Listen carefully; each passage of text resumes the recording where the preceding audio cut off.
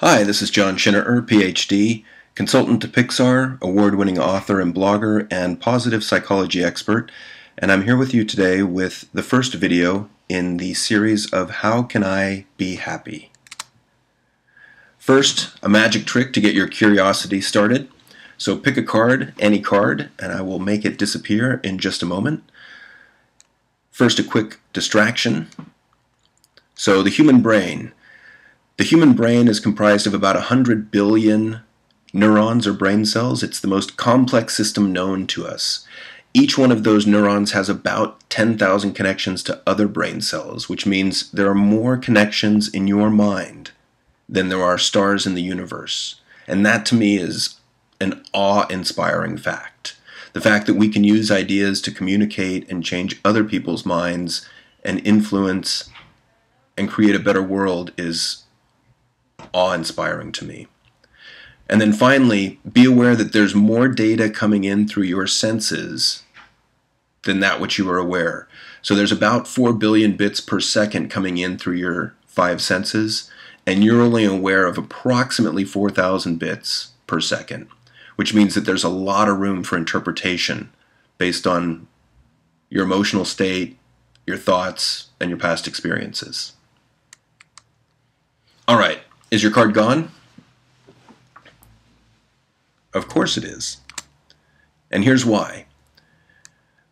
So on the left are the cards from the first slide, and none of those appear on the right side, which are the cards from the second slide. So any card that you picked would necessarily not be on the second slide. I bring this up because I want you to be aware that your mind works via heuristics or shortcuts. The brain is a cognitive miser.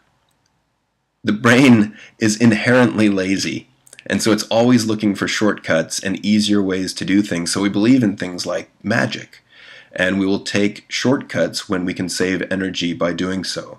And if you stick with me as you learn, you'll find out more and more of these shortcuts that your mind takes to save energy. All right, quick overview of positive psychology, which is the scientific study of what's right with you, what you do well, what are you passionate about, what do you love to do, what makes your life worth living, what makes your life meaningful.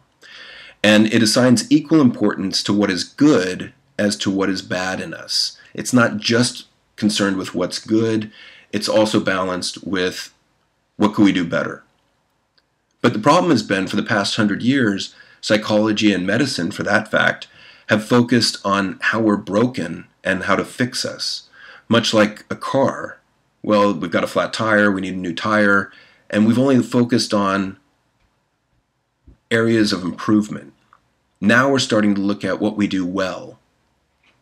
And we used to be seen as flawed and fragile. We were viewed as victims, and it was interesting. I remember when I was a graduate student at UC Berkeley back in 1995, I remember doing research on resiliency, and there was a study that said that there's only a select few of us that are resilient, that can bounce back quickly from tragedy, difficulty, challenge, and that was about 5% of the population. And I remember thinking, oh man, I guess I'm in that 95% that isn't resilient. Well, since that time, there's been more research out on resiliency, and we found that, in fact, the majority of us are resilient, that most of us can bounce back quickly with more energy from difficulty. And it's best to think of resiliency on a 1 through 10 scale, so that no matter where you are on that scale, you can learn to become more resilient. And I'll touch on that as we go through these talks as well. So some people complain that positive psychology is mere happy-ology, but it's a mistake to equate positive psychology with happiness, because happiness is this huge construct which is now so overused as to be relatively useless. And in terms of a scientific study of this, you've got to unpack happiness and break it down to smaller constructs, smaller characteristics or traits, such as courage, kindness, curiosity is a big one, resiliency, forgiveness, authenticity, compassion, self-compassion, hope. These are all ideas that are being worked on in labs around the world in this day and age. And then positive psychology also looks at what makes our relationships better, positive emotions, a positive education. How do we make education more engaging for children? And then positive organizations. University of Michigan has a whole department that's looking at positive organizational scholarship. Fantastic work. And now recently there's been a revision. There's 5 main areas to positive psychology which go by the acronym PERMA. And PERMA stands for, the P is for positive emotions. So we're looking at how do we cultivate more positive emotions like awe, curiosity, hope, joy, contentment. The E is for engagement. So how do we get in the zone? How do we get in flow at work and in life? And that's a state where you lose track of time. You lose track of yourself. And you get totally absorbed in the task at hand. And in fact, it seems like it takes so much of your attentional and cognitive ability that you stop feeling. You stop thinking.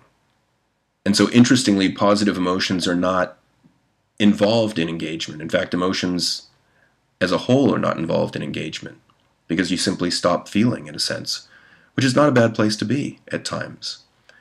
The R in PERMA stands for relationships. So relationships are important. Other people matter, as Chris Peterson said. And we also want to discover how do we create better, more meaningful relationships. The M is for meaning or purpose. And it's a huge part of happiness to discover what makes our lives meaningful. And then finally, the A is for accomplishments. And we need to be doing something. We need to strive for positive action in order to be happier. And so the ultimate question to me is, how do you turn down the volume on those painful negative emotions and thoughts? And how do you turn up the volume on positive emotions and thoughts? Because some of the best research out there in positive psychology, Barbara Fredrickson and Dr. Keltner, Marcial Losada, have all shown that we're shooting for a 3-to-1 ratio in terms of positive emotions and thoughts relative to negative emotions and thoughts.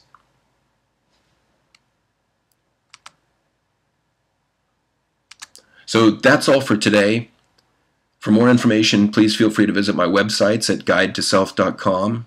For anger management, there's webangermanagement.com. For positive psychology, there's drjohnblog.guidetoself.com. And my newest one, howicanbehappy.com. So feel free to tune into any of those websites, and I'll be back with How Can I Be Happy #2 shortly. Again, this is John Schinnerer. Thank you so much.